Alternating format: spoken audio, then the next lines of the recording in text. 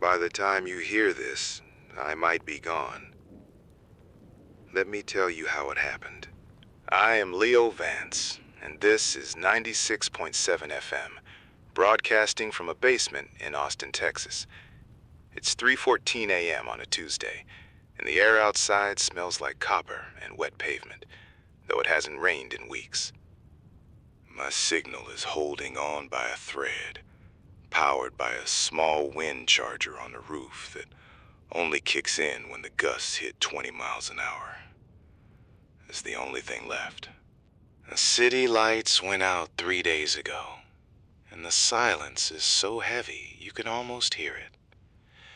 We thought we were watching the birds, but we should have been watching the water. The wastewater knew first. It was whispering to us from the sewers while we were still going to work and buying groceries. In the beginning, it was just the birds. Millions of them, falling from the sky in places like Nebraska and Iowa. The government called it H5N1, a highly pathogenic avian influenza, and told us not to touch the carcasses. Then the virus did something it wasn't supposed to do. It jumped. Not to people, not yet, but to the dairy cows. In Texas and Michigan, the herds started getting sluggish, their milk turning thick and yellow. I remember a call I got back in May from a guy named Marcus. He worked at a treatment plant near Amarillo. He sounded terrified. He said the PCR tests they were running on the sludge were lighting up like a Christmas tree.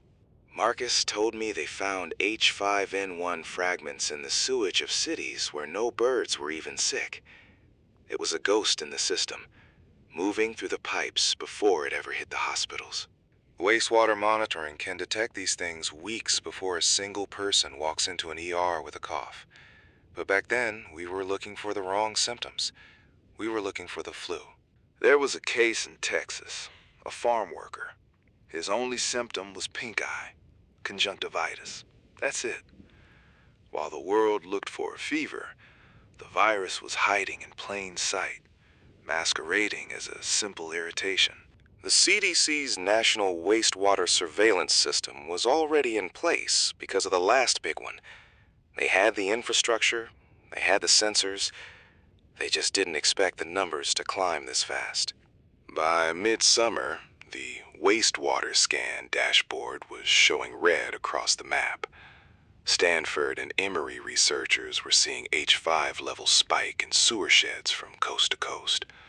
The virus was everywhere, and it was changing. I have a friend here in the basement with me, a woman named Talia. She was a lab tech before the power grid failed. She says the scary part wasn't that the virus was there, it was how much of it was human-derived. They use genomic sequencing to tell the difference. Animal shedding looks one way, human shedding looks another. When the human markers started outweighing the cows, that's when Talia packed her bags. The WHO started talking about mammalian adaptation. Cats on the farms were dying first, neurological symptoms circling in place until they collapsed. It was a warning shot we ignored. If you are just tuning in, this is 96.7 FM. I'm Leo Vance. Don't go outside if the wind is blowing from the north. We've heard reports that the airborne load is higher near the industrial centers. Keep your windows sealed with plastic. I just got a signal from Dale in Des Moines. The line was scratchy, but he said the hospitals there are being bypassed entirely. They're setting up tents in the parking lots of the old malls. He said the smell is the worst part. The reproduction number, the R0, is what the scientists were watching. That's the number of people one sick person infects. Once it crosses one, it's a wildfire. And in the sewers of Los Angeles, the numbers were screaming. The 1918 pandemic was an H5N1 virus with avian origins. History doesn't repeat, but it sure does rhyme. We had the history books. We had the warnings. We just thought our technology made us immune. But the technology is what betrayed us. We relied on digital reporting and clinical tests that took days. The wastewater was the only thing telling the truth in real time, and we didn't want to hear it. Talia, just check the wind charger. It's rattling. We might lose power in the next hour. If the radio goes silent, don't panic. Just stay where you are. Stock up on clean water. Fill your bathtubs now. Remember the old hand crank radios. If you have one, find it. The digital world is gone, but the airwaves are still here. They can't take the frequency from us, as long as we have a wire and a spark. I remember the day the media went black. One by one, the news anchors just stopped. They replaced the broadcasts with a steady blue screen and a high-pitched tone. That was the day the government moved to the bunkers. But I'm still here. Marcus from Amarillo, Dale from Des Moines, Talia in the corner. We're still here.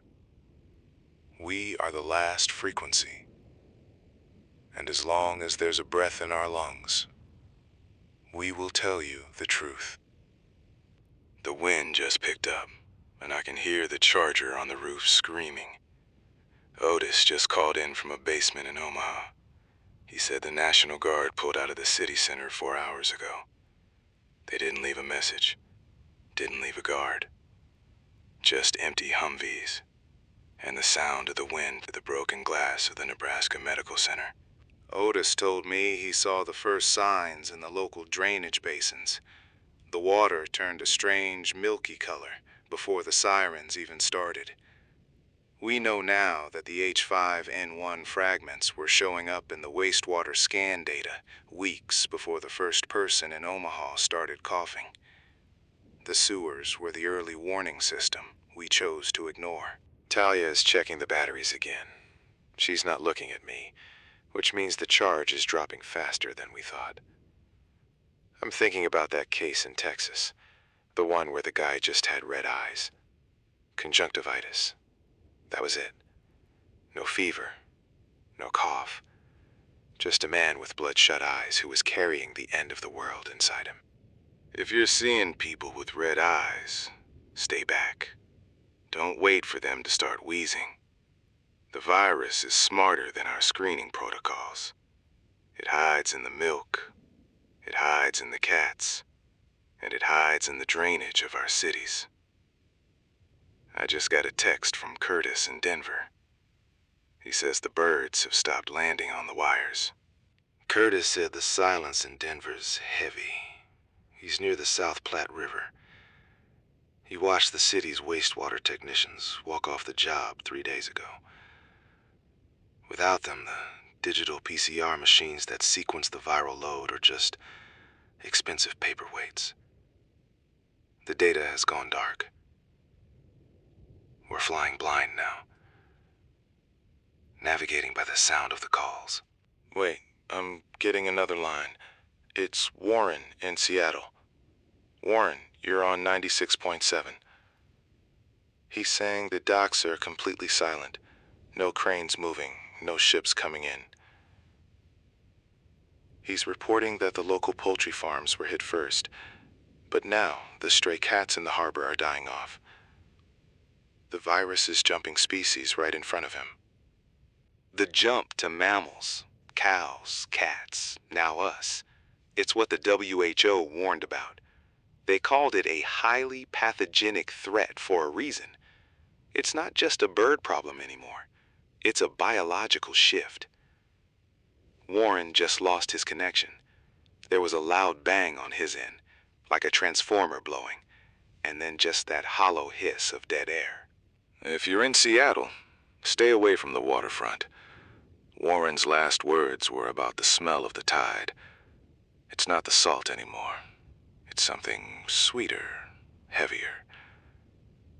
I'm looking at the map Talia pinned to the wall. We're marking the cities that have gone silent. There are more black circles than red ones now. The map is disappearing.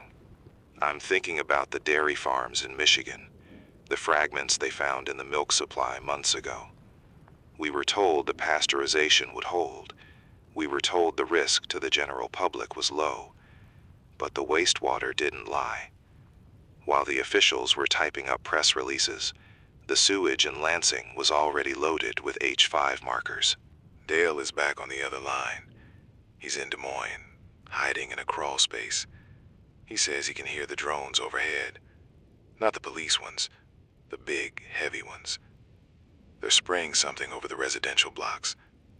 He doesn't know if it's disinfectant or something else.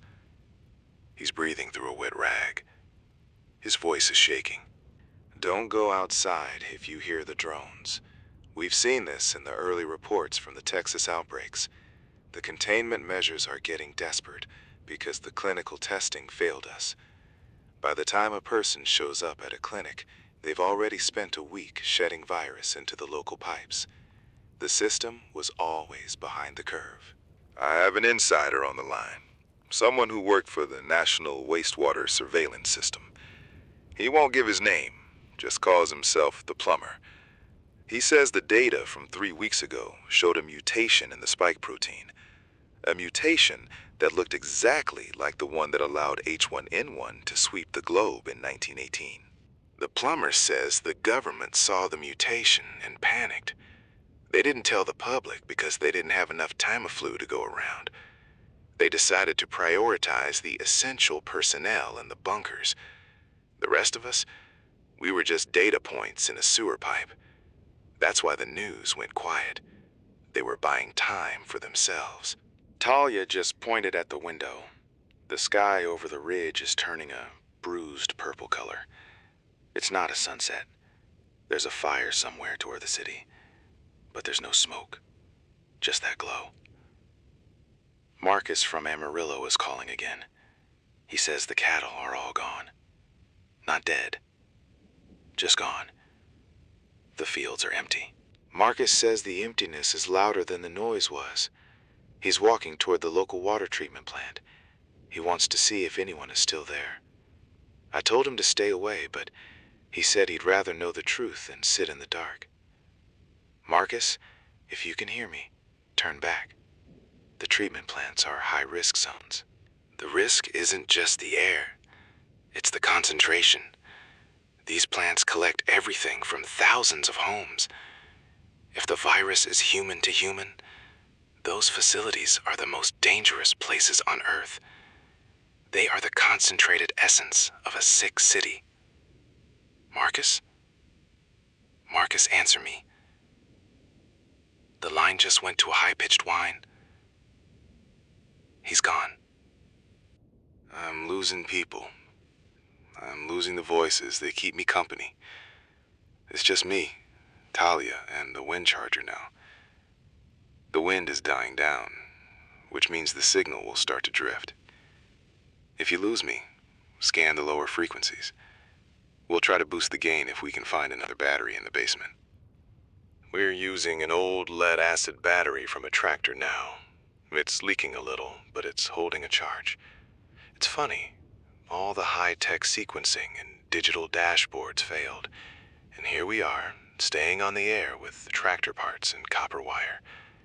The old world is the only one that still works. I just heard a thump on the roof. Talia is going to check it. I told her to take the heavy coat and the mask. If it's the birds falling, we can't have her touching them. The USDA warned about this months ago. The high mortality in poultry was just the beginning. Now, the sky is literally falling. She's back. She says it wasn't a bird. It was a drone, crashed and smoking. A small one, with a camera and a sensor array. It was searching for something, or someone. We aren't the only ones still looking for signs of life. But I don't think the people who sent that drone are looking to help. Talia is staring out at the driveway. There's a white van idling by the mailbox. No lights on. It's been there for 20 minutes.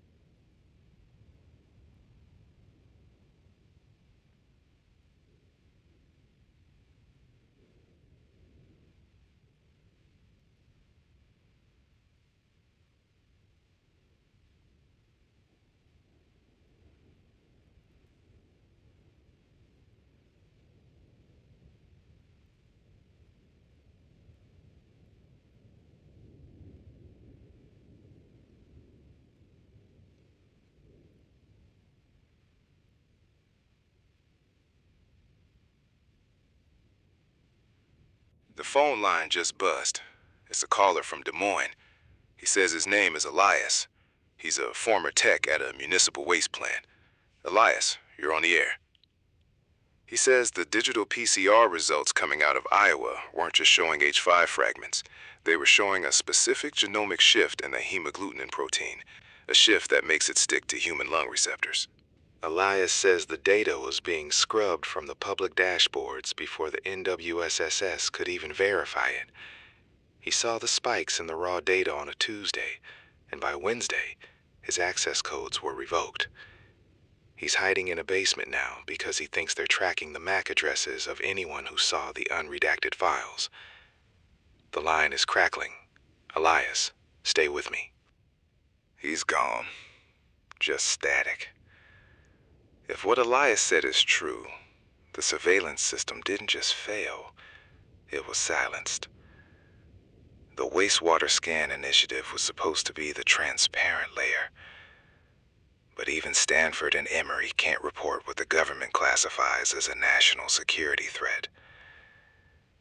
The truth is sitting in the sewers of every major city, and we're being told to wash our hands.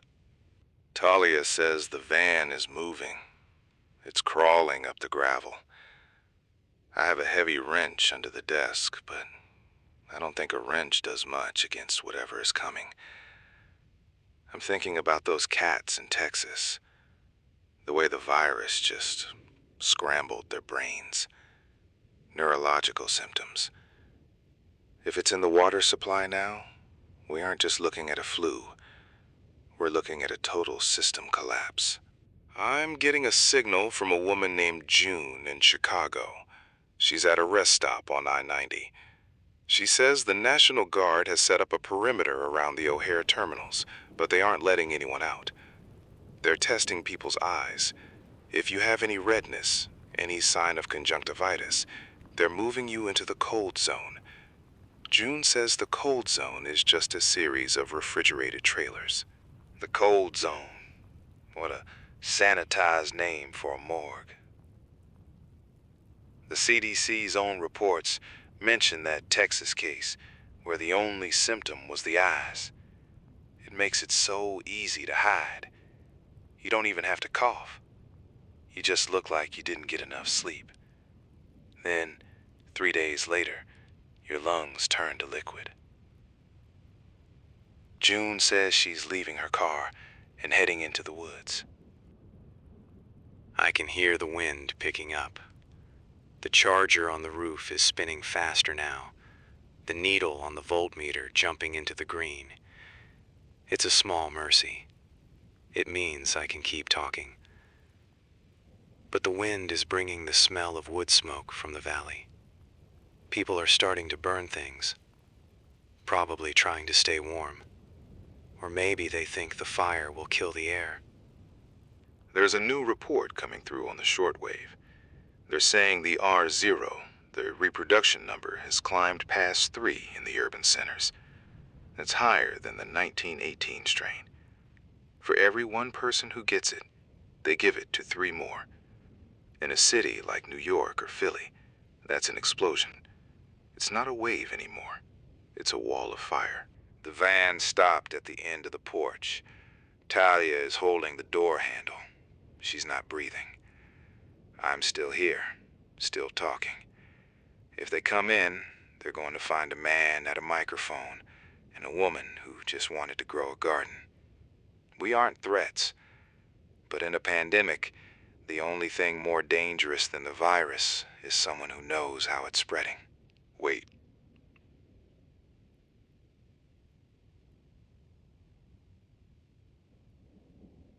The van is turning around.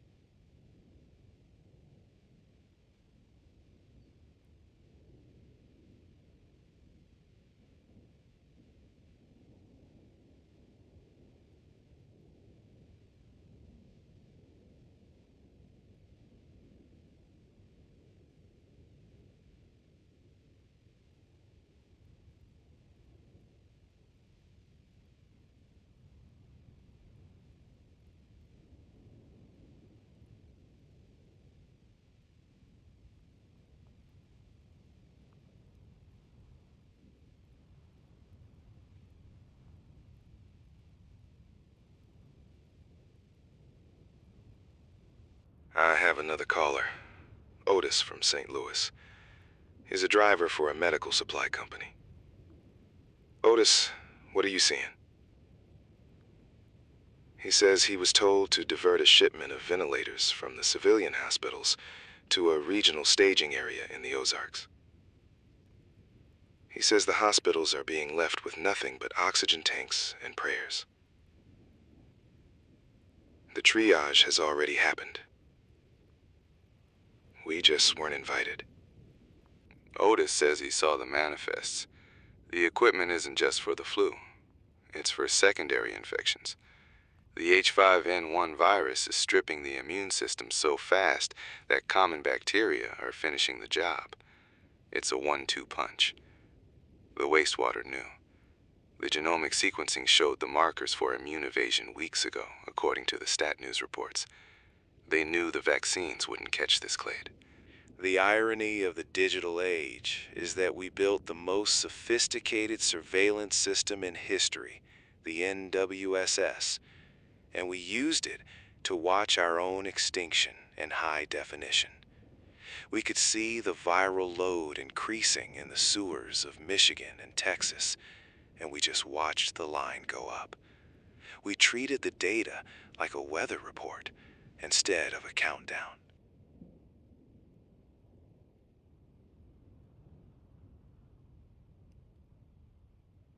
Charlie had just found a crate of old canned peaches in the crawlspace.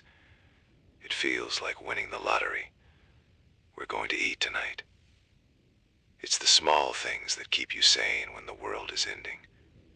A tin of fruit, the sound of the wind, a voice on the radio. I hope you have something tonight. A piece of bread, a clean glass of water. Don't take it for granted.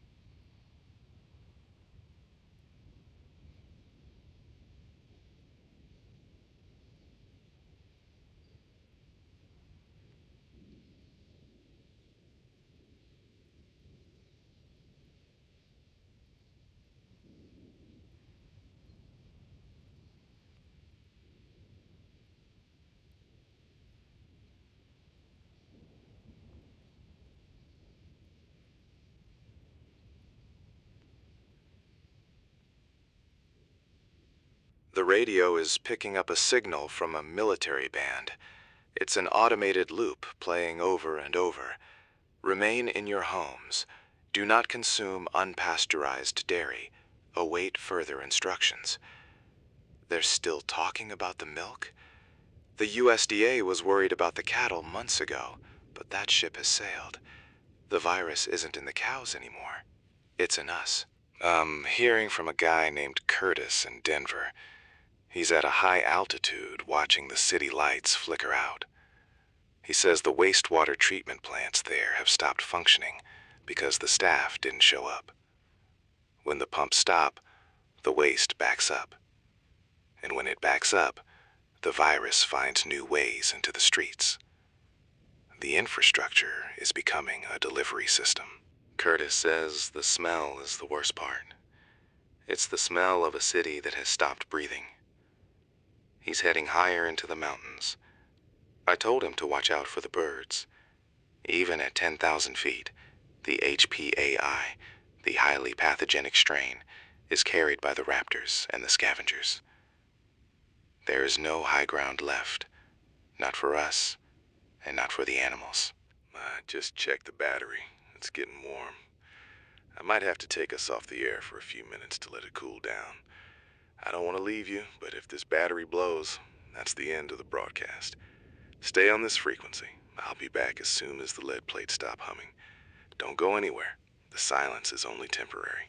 While we wait, I'm looking at a photo of my brother. He lived in Amarillo. I haven't heard from him since the cattle outbreak started. I wonder if he's in a cold zone somewhere, or if he's just walking through those empty fields, looking for a sign. If you're out there, Dale, I'm still here. I'm still talking. I'm not stopping until the air goes quiet. The battery cooled down just enough. I can hear the signal sharpening. A man named Marcus just patched through from a shortwave rig in Nashville. He says the Cumberland River is clogged with more than just debris.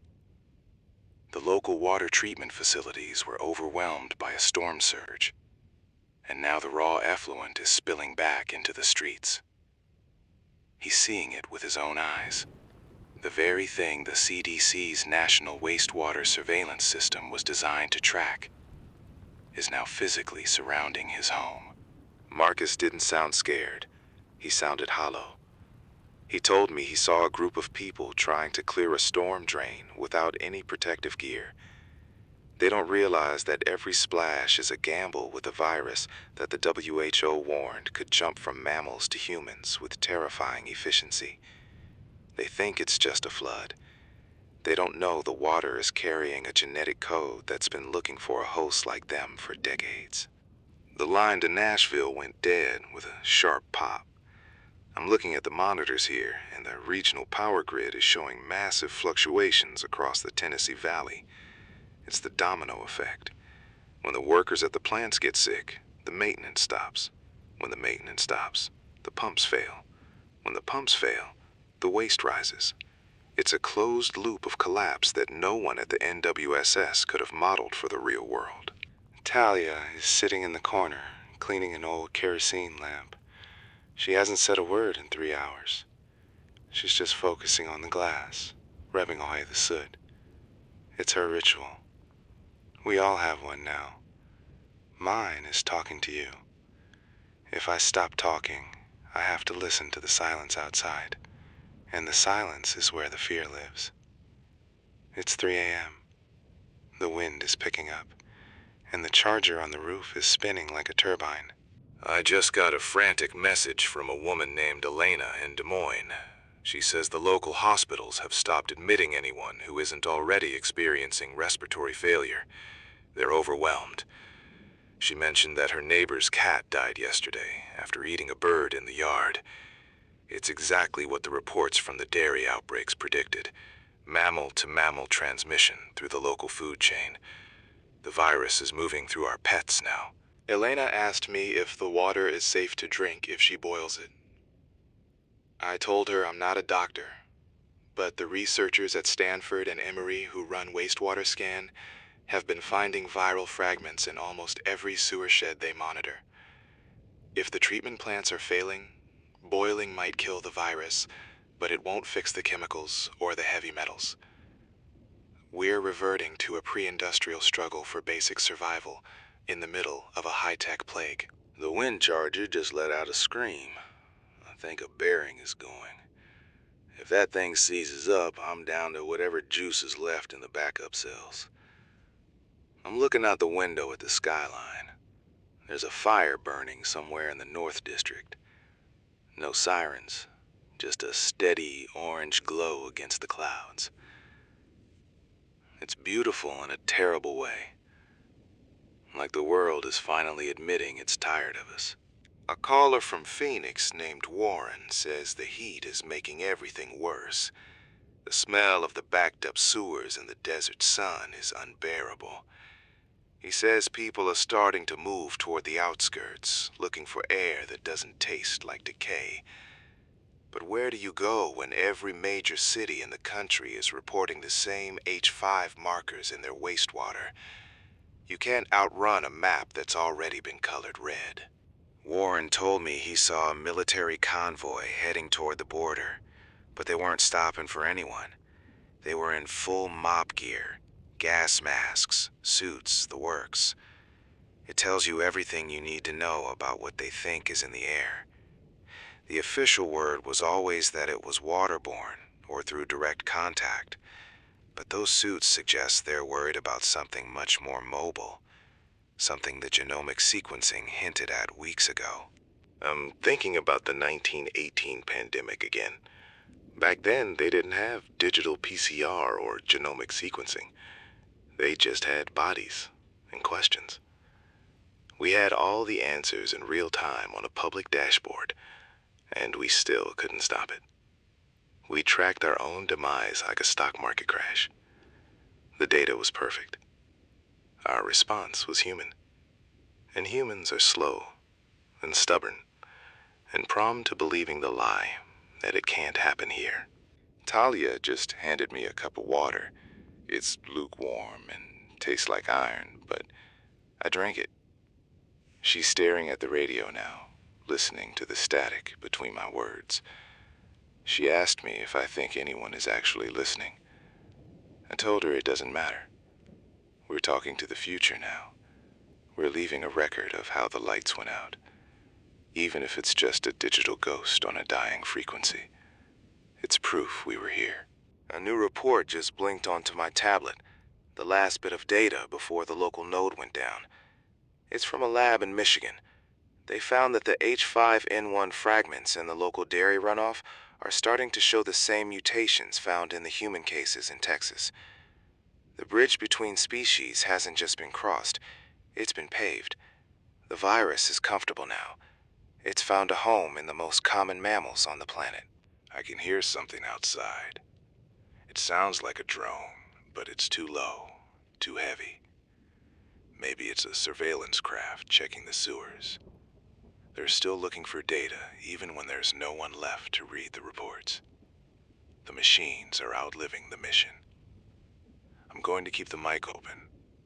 If that thing passes over, maybe it'll pick up my voice and store it in some server farm that'll run on solar power for the next 100 years. A man named Silas called from a fishing boat off the coast of Maine. He says the birds are falling out of the sky into the Atlantic, thousands of them. He's staying offshore, thinking the salt water will protect him. He says the silence on the coast is the loudest thing he's ever heard. No gulls, no terns, just the sound of the waves hitting the hull. The avian part of avian flu is finishing its work. Silas told me he saw a cruise ship drifting 3 miles out. No lights, no signals, just a giant white tomb floating in the current. He didn't dare go near it. He remembered the reports from the early days of the last pandemic. He knows that once a virus gets into a ventilation system in a closed space, it's not a ship anymore. It's an incubator. He's staying in the deep water, watching the horizon for a sign of life. I'm looking at the clock. It's 4:12 a.m., the darkest part of the night. The temperature in the studio has dropped to 48 degrees. My breath is misting in front of the pop filter. It's a strange feeling, being the only one awake in a city of millions. Or maybe I'm not the only one. Maybe you're out there, huddled under a blanket, wondering if the morning will actually bring the sun. I think it will, but the sun won't recognize the world it finds. The NWSS was supposed to be our early warning. It was supposed to give us weeks to prepare, to stockpile, to vaccinate. And it did. It gave us all the time in the world. But you can't vaccinate against apathy. You can't stockpile trust. We had the best sensors in the world, and we used them to watch the inevitable. Now the sensors are just recording the end of the story. The wastewater knew first, and it'll be the last thing to go silent. I'm hearing a low hum in the walls. The building's structural integrity is fine, but the infrastructure around it is moaning. The steam pipes under the street are losing pressure. Without the crews to manage the valves, the city's heart is slowing down. It's a rhythmic thumping, like a dying pulse. I'm going to play a bit of ambient noise for a minute, just so you can hear what a city sounds like when it's giving up. Talia just stood up. She's looking out the window toward the east. She says she sees a light that isn't the sun. It's too green, too steady. Maybe it's a signal flare. Or maybe it's just my eyes playing tricks on me after 20 hours at this desk. We're going to go check it out. I'm leaving the loop running. If you hear the tone, it means I'm coming back. If you hear the static, well, you know what that means. Before I step away, remember what the old-timers used to say. The tide always goes out before the wave hits. We've seen the tide go out. We've seen the data. Now we're just waiting for the water to come back. Keep your head up. Keep your ears open. This is the last frequency. I'm Narrator Name, and I'm still here. For now. Stay safe. Stay tuned. The light is coming, one way or another. I just got a patch through from a woman named Elena in Indianapolis. She's a technician at a municipal water plant. She says the automated DPCR systems are flagging more than just H5 fragments now. They're seeing human-specific mitochondrial DNA markers tangled up with the viral load in the primary settling tanks. It means the shedding isn't coming from runoff or stray birds anymore. It's coming from us. The sewage is literally thick with the evidence of a community-wide shift. Elena's voice was shaking when the line cut. She said the facility's internal sensors are picking up a viral density that shouldn't be possible unless every single person in the sewer shed is infected. It's like a biological saturation point. We always thought we'd see a bell curve, a gradual rise and fall. But this looks like a vertical line. The wastewater isn't just a warning anymore. It's a ledger of everyone who's already lost the fight. There's a call coming in from Marcus in St. Louis. He's hunkered down in a basement near the Gateway Arch. He says the city's emergency sirens have been blaring for 3 hours straight, but there's no weather event. It's a psychological tactic, he thinks, to keep people inside while the sanitation teams move through the streets. He saw them from a cold chute window. They aren't wearing standard medical gear. It's heavy-duty, industrial-grade containment suits. Marcus says the sanitation teams are focusing on the storm drains. They're pouring high-concentration chlorine directly into the street grates. It's a desperate attempt to chemically neutralize the virus before it reaches the main processing centers. But the smell, he says the scent of bleach is so strong it's burning his eyes even in the basement. They're trying to bleach a pandemic out of the infrastructure. It's like trying to put out a forest fire with a squirt gun. I'm looking at the latest data dump from the NWSS that just hit the satellite feed. It's showing a massive spike in rural Ohio, places that don't even have centralized sewage. This means the virus is leaching into the groundwater. If the private wells are compromised, there is no safe place left in the countryside. The One Health connection the USDA warned about is collapsing in real time. The soil, the water, and the people are becoming one single host. Talia just brought me a cup of water, but she won't look me in the eye. She's been checking her own reflection in the blank TV monitors every 10 minutes. I know what she's looking for. She's looking for the redness, the slight swelling of the eyelids that the Texas case made famous. It's the new mark of Cain. You don't cough, you don't sneeze. You just look like you've been crying. And then, the world goes dark. A man named Dale just called from a truck stop outside of Des Moines. He's a long-haul driver who's been stuck there for 3 days. He says the stray cats that usually hang around the loading docks are all gone. Not dead on the pavement, just gone. He found one tucked behind a dumpster, eyes clouded over, barely breathing. It's moving through the scavengers now. The urban ecosystem is being hollowed out from the bottom up. Dale said he saw a military convoy bypass the highway entirely, cutting through the fields.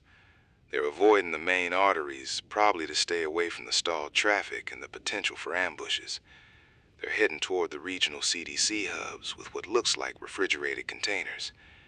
If they're moving that fast and that secretively, the current vaccine stock is likely useless. They're moving something else. Maybe just more body bags. The wind charger on the roof is screaming. We're getting gusts up to 50 miles per hour. It's giving us a surge of power, but I'm worried the blades might fly off.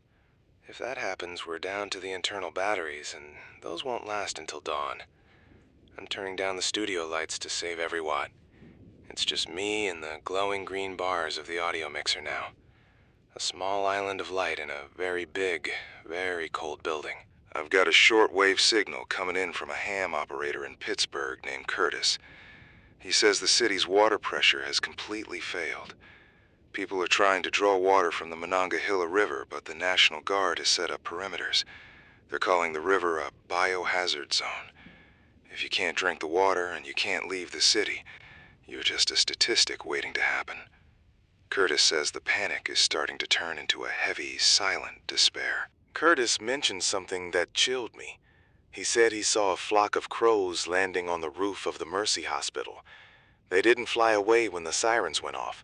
They just sat there, swaying, until they started to fall off the ledge one by one. It's like a rain of black feathers. The virus is hitting the corvids now, the smartest of the birds. If they can't figure out how to avoid it, what chance do we have? I'm thinking about the 1918 records. My grandfather left a journal from that time. He wrote that the silence was the hardest part to endure. No horses, no children playing, just the sound of the crepe on the doors. We have more technology now, more ways to see the end coming, but the silence is exactly the same. The wastewater data is just a modern version of the crepe on the door, a sign that the visitor has already arrived. Talia is crying in the corner. She just got a text from her sister in Georgia. The message was just 3 words. The faucets are dry. It's the domino effect we all feared. Power goes, then the pumps go, then the social order follows. Georgia's poultry industry was hit first, and now the human infrastructure is caving in. When the water stops, the countdown really begins. You can survive with a lot of things, but not that. I'm hearing a new sound on the monitor. It's a rhythmic clicking. I think someone is trying to tap into our transmitter line. Maybe it's the government trying to override the signal for an emergency broadcast. Or maybe it's just the lines degrading in the wind. I'm not letting go of this frequency. People need a human voice, not a recorded loop of instructions that don't work anymore. As long as the wind blows, I'm talking. There's a report from the WHO that just scrolled past. They're officially upgrading the risk level for mammalian adaptation. They're using clinical language to say the virus has learned how to live in us. It's adjusted its temperature requirements. It's found the right receptors in our lungs. The wastewater knew this weeks ago when the genomic sequencing showed the shift in the amino acid chains. The scientists are just finally admitting what the sewers already told us. A caller from Denver, Otis, says the mountain passes are being blocked by rock slides. He thinks they were intentional, demolitions to prevent the infected from fleeing into the high country. The Rockies were supposed to be the final redoubt, the place where you could wait it out. But if the gates are closed, the mountains are just a beautiful cage. Otis is watching the lights of the city flicker out from his porch. He sounds remarkably calm. Otis said the air in Denver smells like ozone and wood smoke. People are burning whatever they can to stay warm as the gas lines fail. It's a return to the primitive. We spent a century building a world of glass and steel, and it only took a few weeks for us to go back to huddling around fires. The virus didn't just attack our bodies, it attacked the very idea of a modern civilization. It found the weak points in our connectivity. I'm looking at a printout of the latest genomic sequence from a lab in Texas. There's a specific mutation in the PB2 gene, 627K. For those who don't know, that's the one that lets the virus replicate efficiently at the lower temperatures of the human upper respiratory tract. It's the key that unlocked the door. The wastewater samples in Houston were full of it 10 days ago. We watched the key turn in the lock. And we did nothing. Talia just found a radio in the back room. An old Zenith transoceanic. It's a beast, built like a tank. We're picking up signals from as far away as Mexico City. They're reporting the same thing. The birds are gone, and the water is heavy. It's a global silence. The virus doesn't care about borders or languages. It only cares about the next cell it can hijack. We're all just fuel for the same fire now. I'm gonna take a moment to breathe. The air in here is getting stale. I'm gonna open a window, even if it's freezing outside. I need to feel the world, even if it's a world that's dying. If you're listening, do something that makes you feel human. Pet your dog. Hold someone's hand. Read a book out loud. Don't let the silence win before it has to. I'll be back in 2 minutes. Don't go anywhere. The wind just kicked up again. I can hear the roof panels rattling, but the wind charger is spinning at full capacity. We've got a little more juice for the transmitter. Talia is staring at the old Zenith radio, trying to find a signal from the west. She thinks she heard a broadcast from a ham operator in Salt Lake City. Something about the salt flats becoming a graveyard for the migratory birds that didn't make it. I just got a patch through from a guy named Marcus in St. Louis. He says the Gateway Arch is being used as a landmark for the military helicopters, but they aren't landing. They're just circling, dropping crates of what looks like lime. They're trying to neutralize the riverbanks. Marcus says the smell of the bleach is so thick it burns your eyes from 3 blocks away. Then his signal just hissed into static. The CDC's National Wastewater Surveillance System was expanded during the pandemic to catch something like this, but the funding was always a fight. We built the early warning system and then forgot to listen to the sirens. Now those same labs are reporting that the viral fragments are so concentrated in the sludge that they're clogging the digital PCR sensors. The machines are literally choking on the data. A woman named Dale called from a landline in Indianapolis. She's a retired nurse. She told me the local hospital isn't even testing for flu anymore. They're just triaging based on neurological symptoms. She's seen people wandering into the ER not because they can't breathe, but because they can't remember where they live. It's the mammalian adaptation moving from the lungs to the central nervous system. The virus is exploring us. Dale said the silence in the suburbs is the worst part. No lawn mowers, no kids playing, no dogs barking. Just the silence of the wind through the power lines. She's staying in her basement because she's afraid of the air. I told her I don't think it's in the air like that yet, but I could hear her locking the door as we spoke.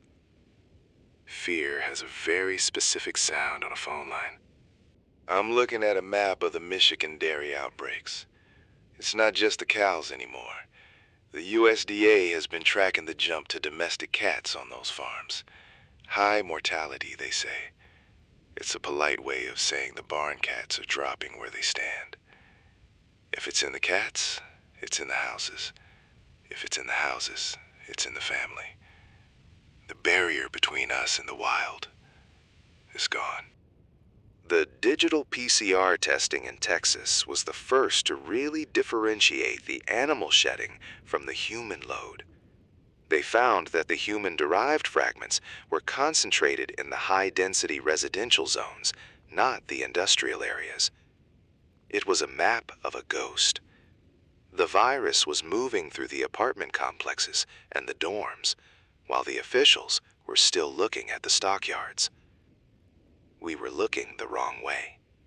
A caller from Phoenix, Curtis. Says the heat is making everything worse. The power is intermittent, and without AC, people are opening their windows. He says he saw a flock of pigeons fall out of the sky into a public fountain. Nobody went to clean them up.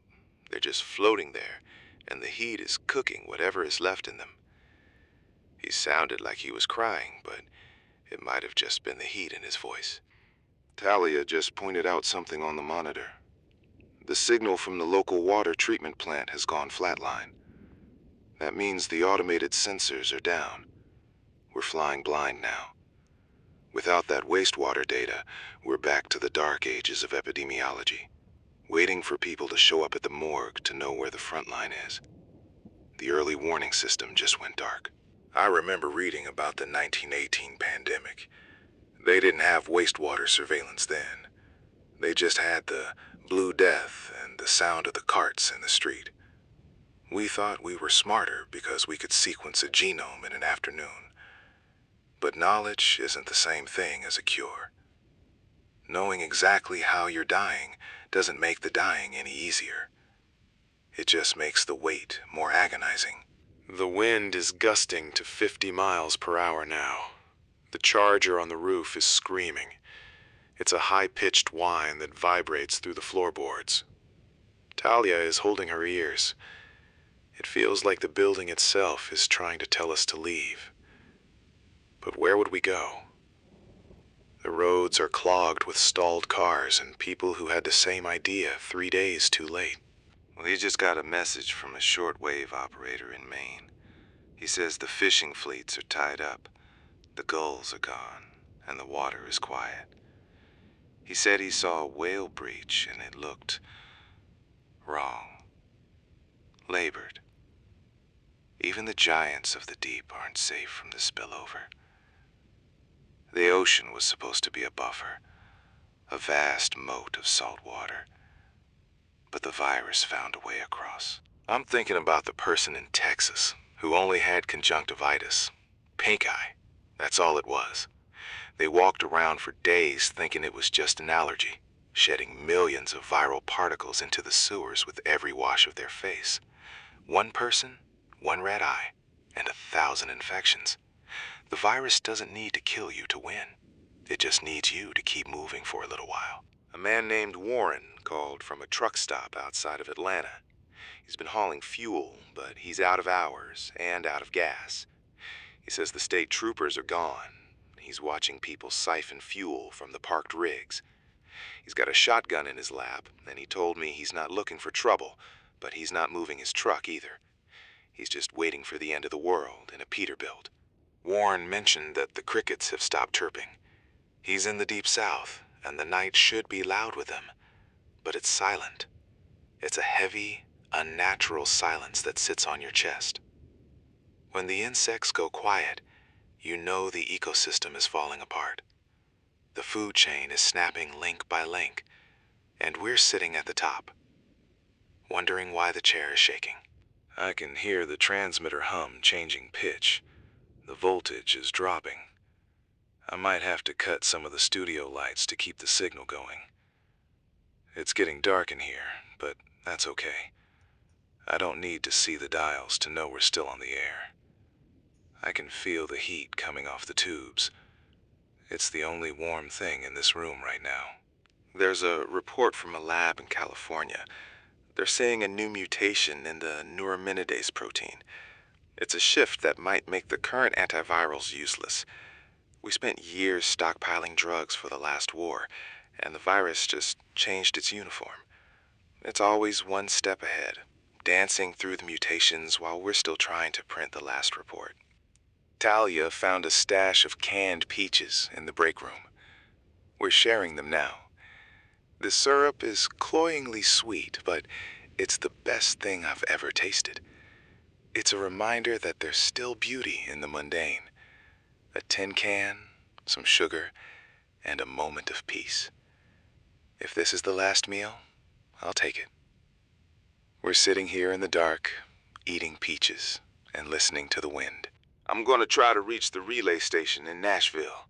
If they're still up, we can daisy chain the signal further south. But I'm not getting any response. The silence from the Tennessee Valley is absolute. It's like the whole state just blinked out of existence. I'll keep trying the frequency. Maybe they're just low on power like we are.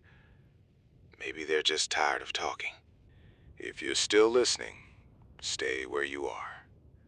Don't go looking for answers in the city. The answers are all in the wastewater, and you don't want to be near the source. Keep your water covered. Keep your windows shut. We're going to stay here as long as the wind gives us the power to do so. This is 96.7 FM, and we're still here. For now. The rain just started hitting the windows in a rhythmic, heavy drumming. It's not a normal rain. It's got this oily sheen to it, reflecting the streetlights in rainbows that look like spilled gasoline. I'm thinking about Marcus in Seattle. He called an hour ago, whispering about the crows. He said they aren't just dying, they're falling out of the sky mid-flight, hitting the pavement like stones. He hasn't called back. A woman named Elena just reached us from a basement in Indianapolis. She's a retired nurse. She says the local wastewater plant didn't just report high levels. The sensors actually melted. The viral load in the sludge was so concentrated, it triggered an exothermic reaction in the processing chemicals. She's hearing sirens that don't stop.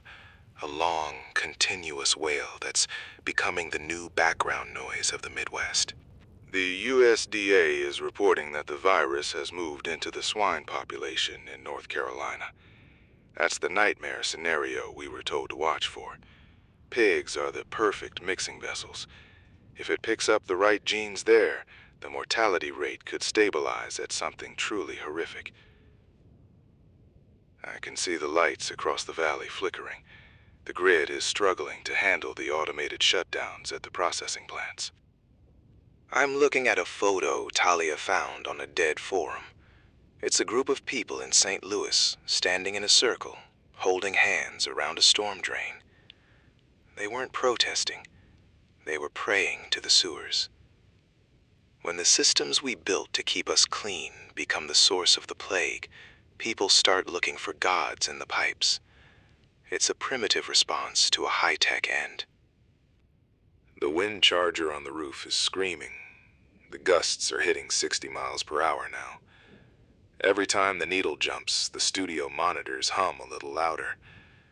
It's a reminder that my voice is literally being carried by the storm.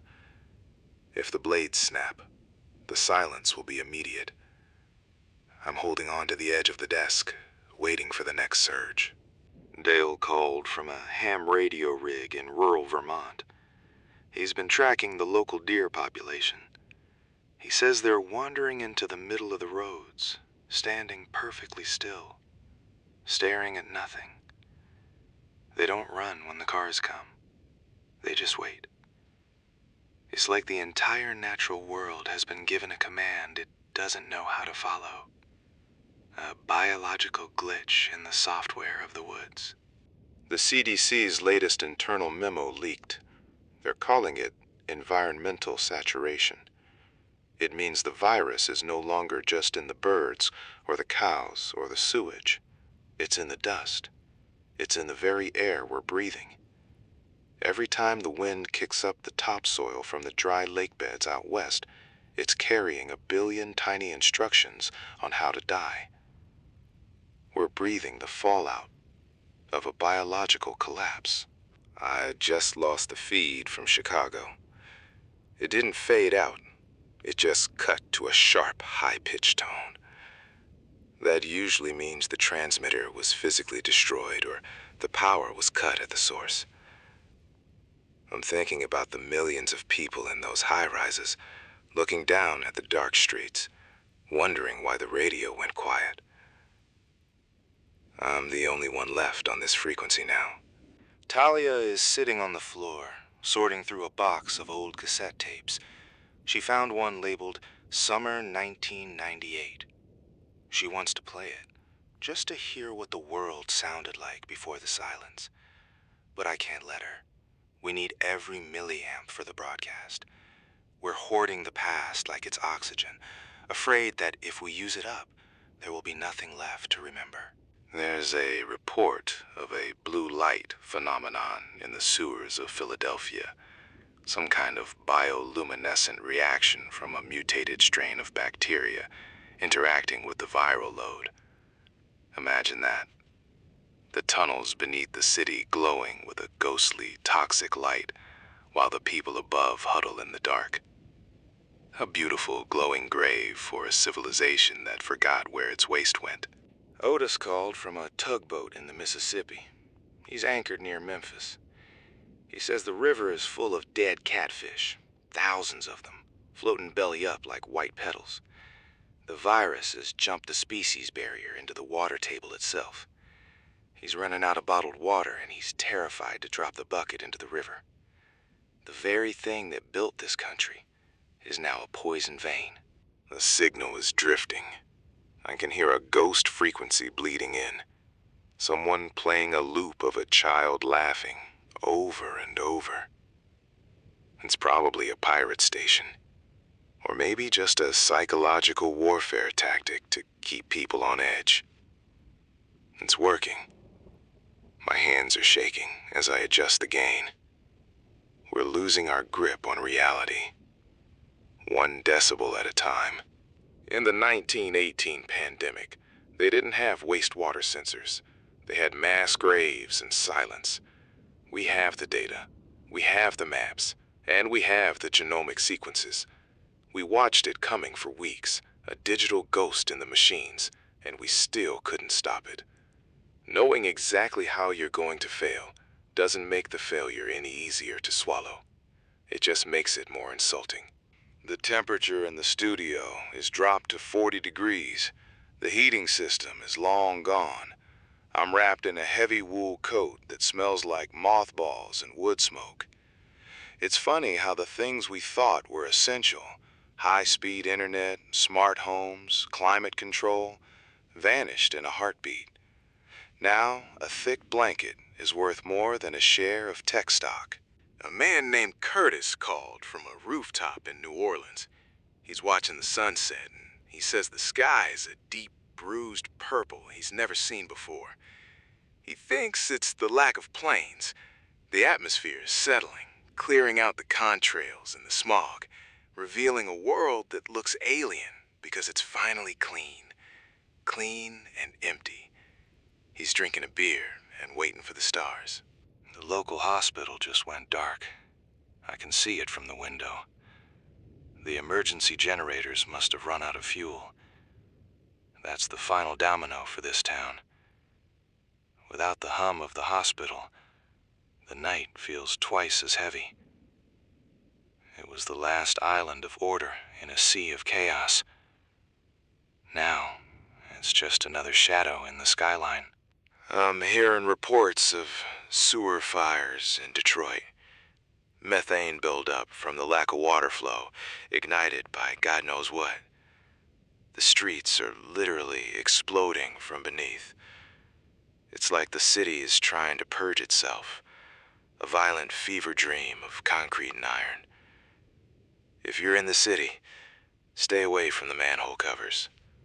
The ground isn't solid anymore. Talia just whispered that she hears someone at the back door. We're not expecting anyone. I'm keeping the mic open so you can hear it too. A slow, steady thudding. It's not a knock. It's like something is just leaning its weight against the wood. I'm reaching for the heavy flashlight. I don't think it's a person.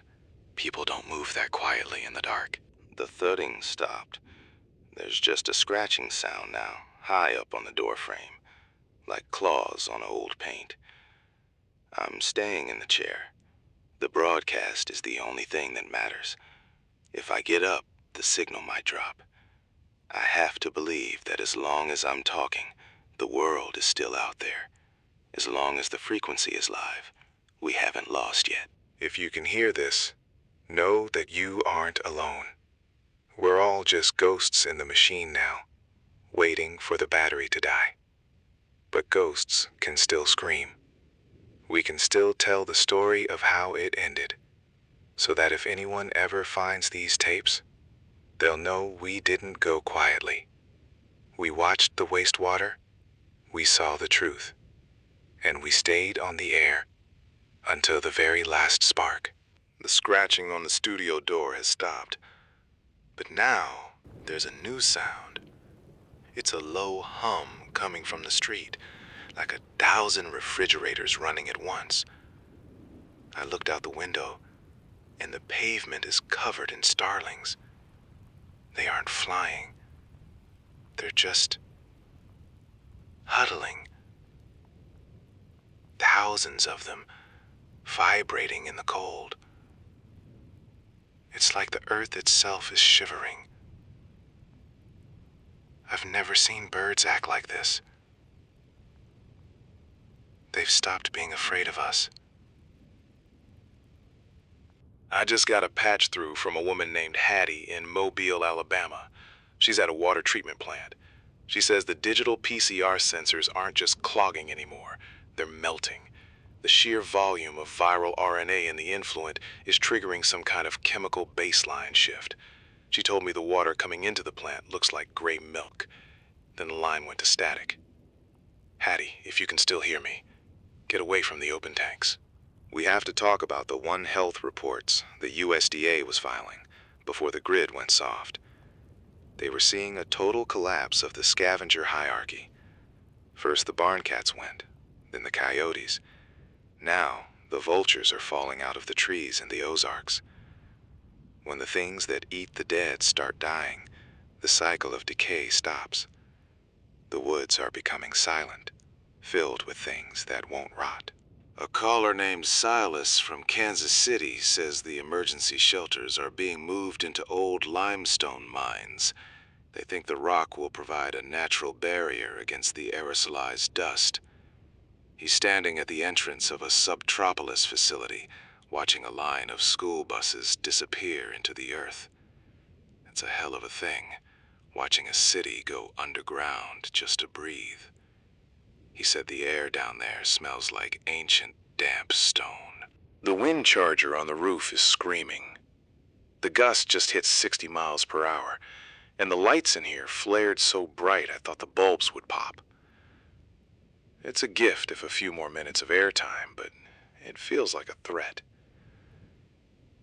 Talia is over in the corner, clutching a battery-powered radio like it's a holy relic. She hasn't spoken in 3 hours. She's just listening to the static between the stations. The CDC's National Wastewater Surveillance System was our eyes for years, but now the eyes are failing. I'm looking at a leaked map from a contact in Atlanta. The red zones have merged. It's no longer a series of outbreaks. It's a single, continuous geographic event stretching from the Gulf to the Great Lakes. The virus isn't traveling by road anymore. It's moving with the weather. It's in the rain. I just heard from Marcus in Cincinnati. He's a plumber. He says the city's backflow preventers are failing because the pressure in the mains has dropped too low. Raw sewage is backing up into the lower levels of the hospitals. He's trying to weld a cap on a 4-inch line while wearing a scuba mask. He said the sound of the pipes is like a low, rhythmic growling, like the city has a stomachache. The basic reproduction number, the R0, is a phrase that used to be for textbooks. Now, it's the math of our extinction. A virologist called in earlier, wouldn't give his name, said the H5N1 strain they're pulling from the sewers in Chicago has a mutation in the PB2 protein that's optimized for low-temperature replication. It means it loves the cold. It means the winter won't kill it. It'll only make it faster. Talia finally spoke. She said she remembers her grandmother talking about the Blue Death in 1918, how people would turn dark blue or purple before they stopped breathing because their lungs were so full of fluid. She's looking at her own hands in the flashlight beam, checking her fingernails for that blue tint. It's a quiet kind of terror. You don't scream. You just look for the colors to change. As a report of a ghost ship drifting in the Chesapeake Bay, a container vessel that just stopped responding to radio calls. The Coast Guard sent a drone up and saw the crew collapsed on the bridge. They didn't even have time to drop anchor. It's just 100,000 tons of steel wandering the water, waiting to hit something. The world is full of machines that don't know their operators are gone. Otis called from a dairy farm in Wisconsin. He said he had to bury 40 cows yesterday. He's out of fuel for the backhoe, so he's doing the rest by hand. He's crying. Not because of the work, but because of the cats. He said they all went blind first. They just walked in circles in the barn until they hit the walls. He can't stand the silence of a farm without a single living cat. The local pharmacy was looted an hour ago. I can hear the glass crunching under tires outside. But they didn't take the oxy or the cash. They took the bottles of eye wash. Every single one. Word has gotten out about the conjunctivitis, the red eyes. People are terrified of their own tears. They're trying to wash the virus out of their heads, not realizing it's already in their blood. We're seeing a new phenomenon in the wastewater data coming out of the Northeast. They're calling it viral stratification. The heavier viral loads are settling in the sediment at the bottom of the sewers, creating a concentrated sludge that's actually warmer than the water above it. It's generating its own heat through biological activity. The sewers are literally incubating the very thing that's killing us. A man named Dale from Pittsburgh called. He's a ham radio operator. He's been tracking the signal strength of the emergency broadcasts across the tri-state area. He says one by one, they're winking out. Not because of the virus, but because of the lack of maintenance. A loose wire, a blown fuse, a bird nesting in a cooling fan. The infrastructure is a delicate clock, and the pendulum is slowing down. The air in the studio is getting thick. I think the ventilation filters are clogged with ash or dust. Every breath feels like swallowing wool. I'm going to open the window, even though I know I shouldn't. I need to hear the world. Even if the world is just the sound of starlings vibrating on the asphalt, and the distant roar of a city that's forgotten how to sleep. The One Health approach was supposed to save us. It was the idea that human, animal, and environmental health are all linked, and they were right. But they didn't tell us that the link was a noose. When the birds got sick, the milk got sick. When the milk got sick, we got sick. And now the very water we flush away is telling the story of our final days to a world that isn't listening. I'm looking at a photo Talia found in an old desk here. It's the staff of this station from 10 years ago. Everyone is smiling. There's a cake. It was someone's birthday. I don't recognize half the faces. I wonder where they are. Are they in the limestone mines? Are they on a rooftop in New Orleans? Or are they just fragments in the wastewater now? A digital blip on a sensor that no one is checking. The wind charger just made a sound like a gunshot. The turbine blades must have shattered. The lights are gone. I'm running on the internal battery of the board now. Maybe 20 minutes left. The silence in here is absolute. It's the kind of silence that makes your ears ring. If you're still out there, if you have a hand crank radio, keep turning it. Don't let the silence win. I can hear the starlings again. They're moving. It sounds like a wave of water hitting the building, but it's thousands of tiny feet on the brickwork. They're climbing. They're looking for warmth, just like us. We've spent so long trying to separate ourselves from nature, and in the end, Nature just wants to huddle close while the fire goes out. It's almost poetic, if you don't mind the clause. I just received a text on the emergency line from a woman named Margot in Indianapolis. She's a technician at a water treatment plant. She says the automated sensors are failing because the viral load is physically coating the lenses of the optical scanners. It's a biological biofilm. They're trying to clean them manually, but the fumes coming off the primary tanks are making the workers dizzy. They're seeing things that aren't there. Margot's signal cut out, but her last message was about the ghost readings. The digital PCR machines are flagging sequences that don't match bird or human H5N1. It's something new, something shifting in the dark of the pipes. If the virus is recombining with seasonal flu strains in the sewers, the vaccines we have are just paper shields against a hurricane. The biological soup is cooking a monster. A man named Silas called from a basement in Louisville. He's been listening to the birds. He says the crows stopped cawing 3 days ago. Now they just sit on the power lines and watch. They don't fly, they don't eat. They just wait. He thinks they're waiting for us to stop moving. It's a heavy thought to have at 3 a.m. when the only sound is the wind in the transmitter wires. The CDC's National Wastewater Surveillance System was expanded during the pandemic to catch things exactly like this. But the system is only as good as the people running the labs. Most of those labs are empty now. I'm looking at a map of dark zones where the data has simply stopped. Half of the Midwest is a blind spot. We are flying this plane into a mountain, and we just turned off the radar. I can hear a low hum coming from the street. It's not a car. It's a fleet of industrial sprayers. They're moving through the neighborhood, misting the air with something that smells like burnt sugar and bleach. The local council said it was for environmental stabilization, but they're doing it under the cover of darkness. They don't want us to see what they're trying to kill in the air we breathe. Talia just brought me a cup of water, but it's cloudy.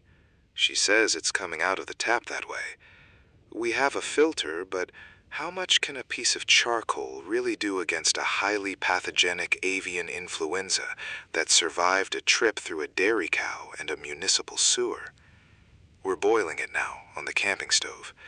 The steam fills the room, and I wonder if we're just aerosolizing the threat.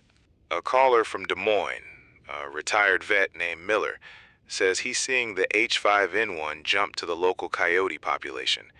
They aren't hunting anymore. They're wandering into yards, staring at the windows with those same red, weeping eyes we saw in the Texas dairy workers. The barrier between the wild and the domestic has dissolved. Everything is one single sick organism now. We are just the last part to feel the fever. The USDA classifies this as highly pathogenic because of the mortality rate in poultry, but the way it's moving through the mammalian world is what should keep you awake. It's not just a bird flu anymore. It's a generalist.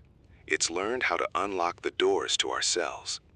And the wastewater data from the last 12 hours suggests it's found a new key, a mutation in the spike protein that prefers human lung tissue. I'm hearing reports of silent hospitals in the suburbs. No sirens, no triage tents, just locked doors and a sign saying to go home. They've run out of the specific antivirals that work against this clade. If you get the red eye, if the cough starts, you're on your own. My advice, stay in your house. Block the vents. If you have a fireplace, keep it lit. The heat might be the only thing that breaks the cycle. Marcus, who was sheltering in the high school gym in Topeka, called. He said the power went out and the backup generator didn't kick in. In the dark, he could hear people breathing. It was a wet, heavy sound, like boots stepping in mud. He left. He's walking home now, miles in the dark, because he'd rather die in his own bed than in a room full of that sound. I can't say I blame him. The wind is picking up. The transmitter tower is moaning. It's a low, mournful sound that vibrates through the floorboards. It sounds like the world is sighing. Maybe it's relieved. We've been such a loud, frantic species. Maybe the earth is ready for the quiet that comes after the fever. But I'm not ready. I'm still here. I'm still talking into the dark. The latest genomic sequencing from a private lab in Seattle, one of the last ones still uploading, shows a deletion in the virus's genetic code. It's shedding the parts it used to infect birds. It's streamlining.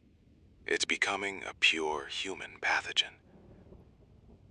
The wastewater didn't just find out it went human to human. It's watching the virus erase its own history. It's forgetting it was ever a bird flu. A woman named Elena called from a high-rise in Chicago. She says the city sounds different. The constant white noise of the traffic is gone, replaced by the sound of the lake hitting the concrete. She can hear the water from 20 stories up. She said it sounds like the lake is reclaiming the city, inch by inch, while we're too sick to push it back. The silence is a physical weight. I'm looking at the battery indicator. It's a thin red sliver now. I've turned off all the monitors except for the main board. The room is dark, save for the glow of the level meters. They dance when I speak, a little green ghost of my voice. It's a strange thing to realize your life's work is being reduced to a few millivolts of electricity in a dying world. There's a truck parked at the end of the driveway. It's been there for 3 hours. No lights, no movement. I don't know if it's someone looking for help or someone waiting for the broadcast to end. Talia is holding a heavy wrench. We're sitting here in the dark, 2 people in a small room, waiting for a knock that might never come, or the one that finally does. I remember reading about the 1918 pandemic. They didn't have wastewater surveillance then. They only had the bodies in the streets. They didn't know the virus was coming until it was already there, taking the young and the strong. We had all the warnings. We had the sensors in the sewers and the satellites in the sky. We saw it coming for months, and we still ended up here. Knowledge isn't power. It's just a front row seat to the end. I just got a call from a guy named Curtis in Memphis. He's at a pumping station. He says the water pressure is dropping across the whole city, not because of a break, but because the intake filters are clogged with organic matter. He wouldn't say what it was. He just said it looked like feathers, thousands and thousands of white feathers matted together in the dark. The river is full of the dead. The air's getting colder in here. The heating system must have finally given up. I could see my breath in the glow of the board.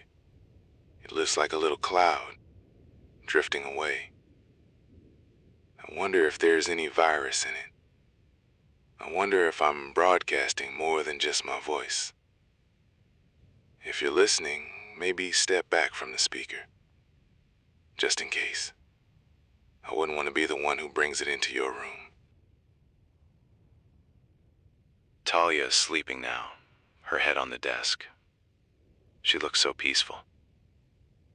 She doesn't know the sensors in the basement just picked up a spike in the local sewer shed. A level of H5N1 that shouldn't be possible. It means it's here. It's in this building. In the pipes beneath our feet. The wastewater knew first, and now it's come to tell us in person. I'm not gonna wake her. Not yet.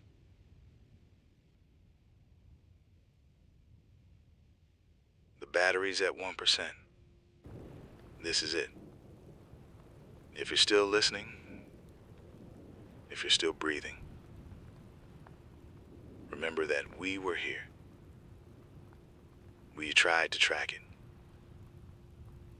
We tried to warn you. The water tells the truth. Even when the people can't.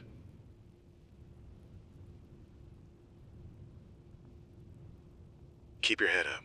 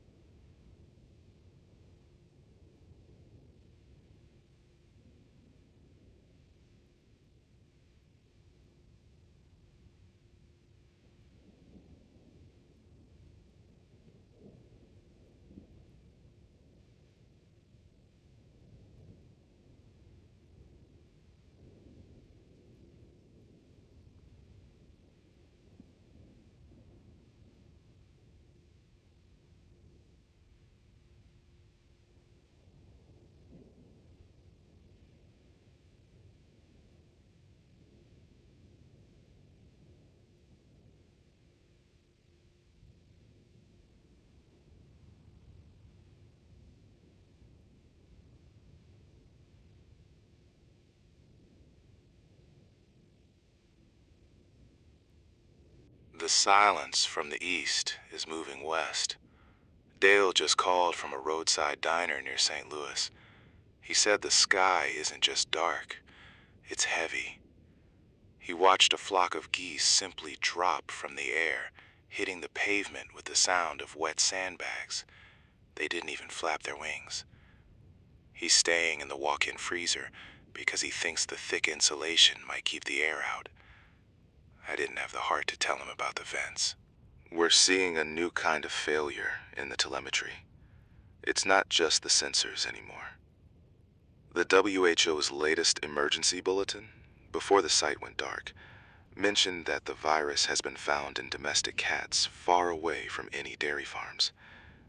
People are realizing their pets are becoming the bridge. I saw a man in the alleyway behind the studio earlier. He was crying, holding a burlap sack. He didn't want to do it, but he had no choice. Otis called from a basement in Indianapolis. He's a plumber by trade. He says the backflow preventers in the high-rises are failing because the sewage is thickening. It's not just waste anymore. It's a biological slurry that's resisting the pumps. He can hear the pipes groaning under the pressure of a city that has stopped flushing. The infrastructure wasn't built for a population that is this sick all at once. My wind charger's screaming. The gusts are hitting 40 miles per hour, and the gears are grinding in a way that sets my teeth to edge. It's the only thing keeping these vacuum tubes glowing. Talia is looking out the window, watching the sparks fly off the roof. If that turbine goes, the signal goes. I'm talking faster now because I don't know if I have 10 minutes or 10 hours of airtime left. There's a report from a ham operator in Denver. He says the One Health approach, the idea that animal and human health are linked, has become a grim reality. He's seeing deer in the suburbs that aren't afraid of people anymore.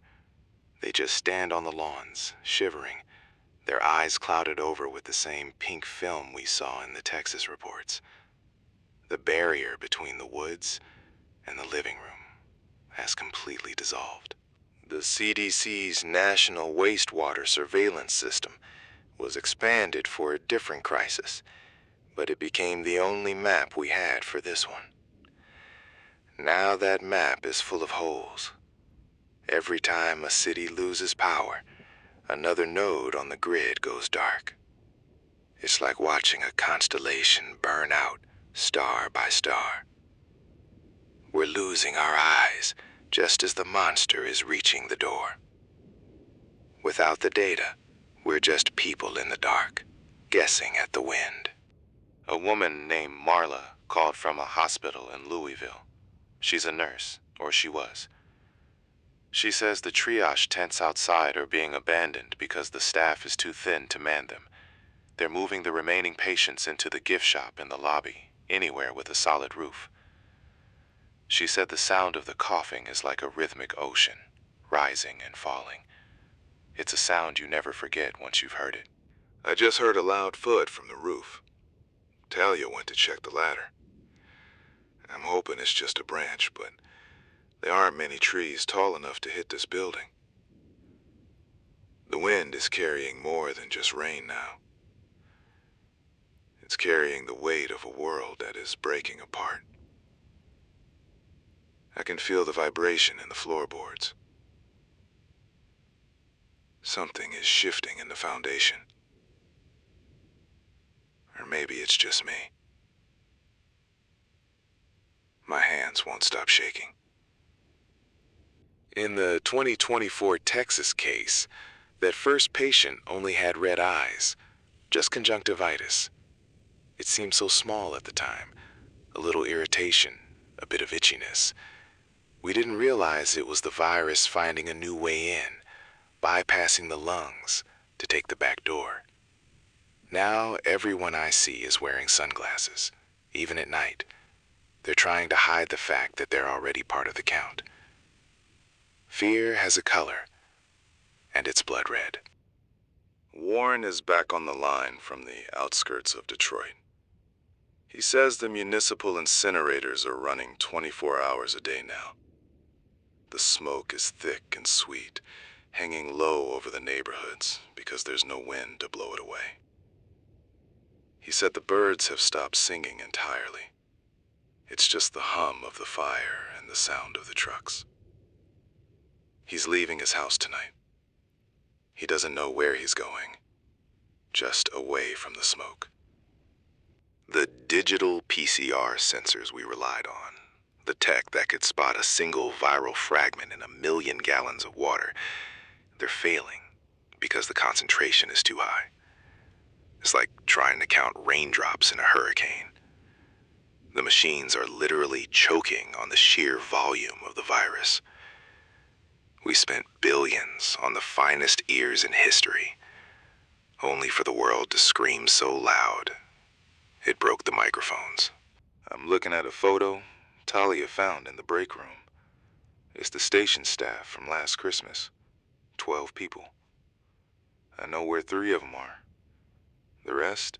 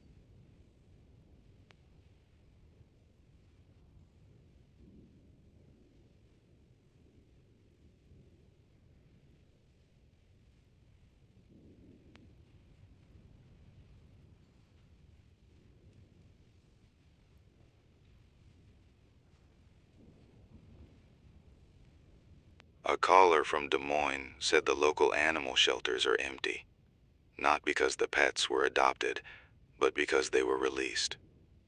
People couldn't bear to watch them get sick in cages. Now there are packs of dogs roaming the cornfields, confused and hungry. They're following the same paths the birds used to take. Nature is trying to reorganize itself, but the blueprints are all smudged. The hierarchy is gone. The USDA warned us about the jump to mammals months ago. They saw it in the cats on the dairy farms. They saw the mortality rates. We thought it would stay on the farms, tucked away in the rural counties we only fly over. We didn't think the cats in the city would be any different. We didn't think the virus would find a bridge in every living room. We invited the fallout in and gave it a bowl of milk. The power just surged. The lights flared bright white for a second, and I heard a pop from the transmitter room. We're on the backup now, just the wind charger and a prayer. Talia is checking the fuses with a pen light. Her hands are steady, but I can see her jaw set tight. She's not ready to give up on the signal yet. Neither am I. We have stories left to tell. Mark is called from a high-rise in Atlanta. He says the city's air conditioning systems are failing because the cooling towers are clogged with feathers and organic debris. The heat is building up in the glass towers, turning them into greenhouses. People are breaking the windows just to breathe, and the sound of falling glass is like wind chimes in the graveyard. He says the air outside smells like the ocean, salty and old. The genomic sequencing from the last batch of wastewater in Michigan showed something terrifying. It wasn't just H5N1 anymore. It had picked up pieces of the seasonal flu, a recombination event that the scientists had been dreaming about in their nightmares. It's a hybrid now. It has the lethality of the bird flu and the traveling speed of the common cold. It's the perfect hitchhiker, and we're the ones giving it a ride. Talia just sat back down. She says the charger is holding, but the wind is shifting. If it drops, we go silent. I want you to know that there are people still working. There are engineers in the sewers and nurses in the lobbies who haven't walked away. Even if the sensors are broken and the maps are dark, the human spirit doesn't have a reproduction number. It doesn't follow the curve. It just stays. I'm hearing a new sound on the frequency. A low, rhythmic hum behind the static. It's not coming from my equipment. It's coming from the air itself. Like a billion wings beating just out of sight. Or maybe it's just the sound of the world's heart slowing down. If you can hear me, find someone to hold. Don't be alone when the lights go out. We're still here. 96.7 on your dial. We're not leaving yet. The battery is at 5%. I can see the moon through the clouds now. It's pale and indifferent to everything happening down here. We're part of a long history of things that tried to survive. The wastewater knew. The birds knew. And eventually, we knew too. The trick is what you do with the time between knowing and the end. I'm going to spend mine talking to you. As long as the wind blows. A man named Silas just called from a roadside motel in Flagstaff.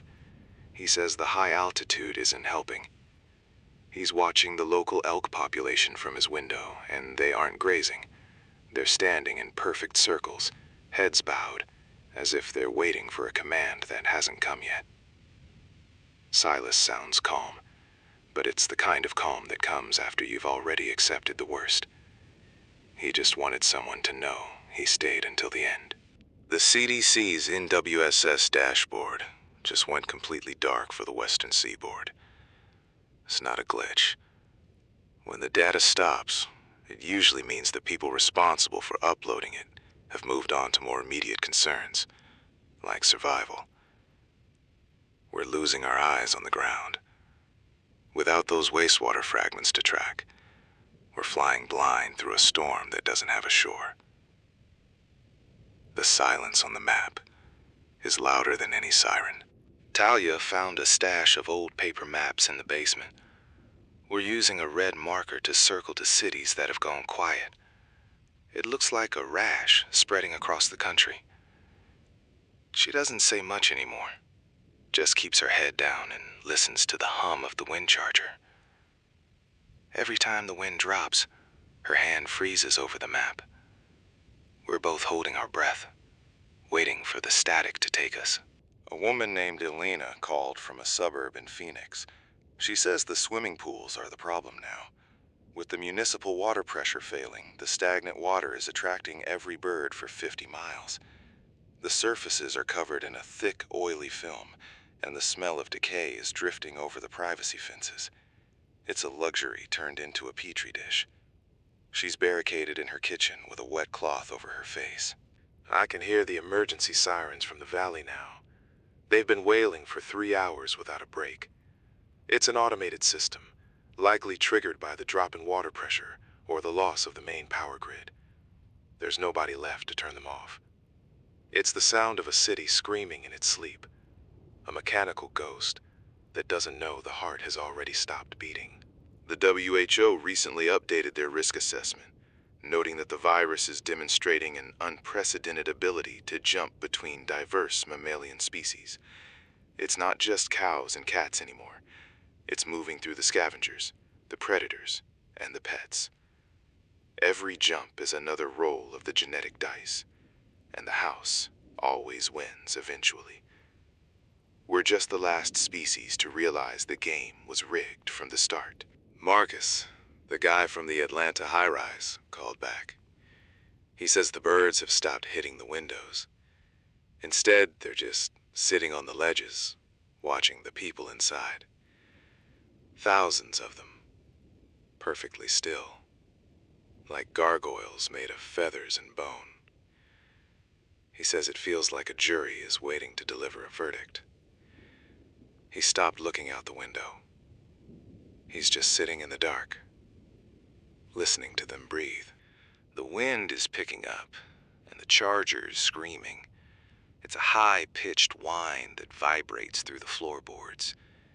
Talia says the bearings are going. If they seize, that's it. We'll have whatever's left in the batteries, and then the frequency goes white. I'm looking at the clock on the wall. It's 3:14 a.m., the middle of the night, when the world feels the most fragile. We're still here, though. Still talking. A frantic caller from Salt Lake City says the Great Salt Lake is receding even faster now that the diversion pumps have failed. The dust storms are carrying more than just arsenic and minerals. They're carrying the dried remnants of the die-offs from the marshes. Every gust of wind is a delivery system for 1 billion viral fragments, turning the very air of the basin into a hazard. The sky there is a bruised purple. We're seeing a total breakdown in the One Health approach. The idea was that human, animal, and environmental health are all linked. We ignored the animal side for too long, thinking we could wall ourselves off. Now the environment is pushing back. The wastewater was the first warning, a literal reflection of our collective health flowing beneath our feet. We looked away because we didn't like what we saw in the mirror. Talia just handed me a cup of cold coffee. It's the last of the pot. She's staring at the radio rack, watching the signal levels. She told me she remembers the 1918 stories her great-grandmother told her, how they wore masks and stayed apart, and how the world felt small and quiet. She said this feels different. It doesn't feel quiet. It feels like the world is being rewritten in a language we can't speak. Reports are coming in from the Gulf Coast about the dolphins. They're beaching themselves in numbers we've never seen. It's not a navigation error. They're showing the same neurological tremors as the cats and the birds. The virus has found its way into the surf, into the very spray of the ocean. There is no sanctuary left. Not in the mountains, and not in the sea. It's everywhere the water goes. A caller named Dale from a truck stop in Nebraska says the highway is a graveyard of refrigerated trailers. The drivers got sick, or they ran out of fuel, or they just walked away. Thousands of tons of food are rotting in the sun, and the flies are the only things thriving. He says the sound of the buzzing is so loud he can hear it inside his cab with the windows up. It's a feast for the end of the world. The digital PCR sensors in the Chicago sewers finally gave out. Not from heat this time, but from lack of maintenance. The filters are clogged with a thick, gelatinous biofilm that the technicians can't clear. Without the sensors, the city is a black box. We have no idea what the viral load is, but the hospitals, or what's left of them, say the intake rooms are overflowing. The data has been replaced by the sound of coughing. I just lost the signal from the relay in St. Louis. That means the bridge to the east is gone. We're an island now, just this little station, and whoever can still hear the 96.7 signal. I'm looking at Talia, and she's looking at the door. We both know we can't stay here forever. But as long as that wind charger is spinning, I'm going to keep talking. Someone has to be the witness. The USDA has officially reclassified the entire Midwest as a high-path zone. It's a bureaucratic way of saying they've given up on containment. The focus has shifted to continuity of government, which is a fancy term for save who you can and leave the rest. If you're in a rural area, you're on your own. But you've always been on your own, haven't you? You just didn't know it until now. A young voice, maybe a teenager named Leo, called from a basement in Seattle. He's been tracking the virus on his own, using a ham radio and a laptop. He says the recombination events are happening faster than the models predicted. It's like the virus is learning. It's adapting to our defenses before we can even deploy them. He sounded scared, not of the virus, but of the intelligence he saw in the code. The smell in the air is changing. It's not just smoke and rain anymore. It's something sweet and metallic, like copper and overripe fruit.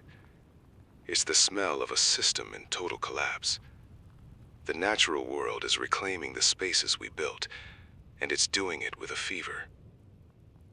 I'm opening the window just a crack to let some air in. The wind is cold, but it's real. It's the only real thing left. Talia just whispered that the batteries are at 2%. The lights are so dim I can barely see the notes in front of me. This is the part where I'm supposed to give you a message of hope. So here it is. We are still here. In the basements, in the trucks, on the radio. We are the last frequency. And as long as you are listening, the story isn't over. Keep your radios on. Keep the light burning. I'm looking at the signal meter for the 96.7 transmitter. It's twitching like a dying nerve. Talia just came back from the roof. She says the wind charger's blades are pitted with something corrosive. Likely the same chemical fallout they're using in the sprayers over the residential sectors. The air shouldn't taste like vinegar, but it does. If that charger seizes, we lose the voice. We lose the only tether we have left to the world outside these four walls. A call just clipped through from a man named Marcus in Albuquerque. He says the Sandia Mountains are glowing, but not from fire. It's a low, pulsing violet light coming from the research facilities. He says the silence up there is absolute. No birds, no insects, just the hum of high-voltage fences. He tried to get closer, but his Humvee stalled. He thinks the virus isn't the only thing they're trying to contain anymore. The reports from the wastewater plants in the Northeast have gone from dire to surreal. In Boston, the workers who stayed behind are reporting that the sludge is starting to organize into geometric patterns. It sounds like madness, I know, but the CDC's National Wastewater Surveillance System was expanded for a reason. They knew the sewers were a laboratory. They just didn't realize the experiment would start running itself, without a human in the room. I have an update from Otis, a former line worker in Atlanta. He says the H5N1 fragments in the municipal lines aren't just breaking down, they're bonding with heavy metals. The water coming out of the taps in the high-rises is thick, like mercury. He says people are still drinking it because they have no choice. The thirst is a faster killer than the fever. By the time the conjunctivitis sets in, it's already too late to filter it out. The USDA's One Health strategy has officially been replaced by Directive 12. I don't know what that means, and the official channels aren't explaining it, but I see the trucks.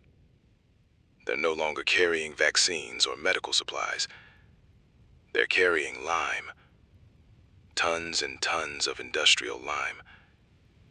They're heading toward the dairy belts of Wisconsin and Minnesota. You don't bring that much lime unless you're planning on burying an entire ecosystem. A woman named Elena called from a basement in Denver. She says the snow falling outside isn't white. It's a dull charcoal gray. It's sticking to the windows like soot, but it feels oily to the touch. She thinks the airborne viral load has reached a point where it's seeding the clouds.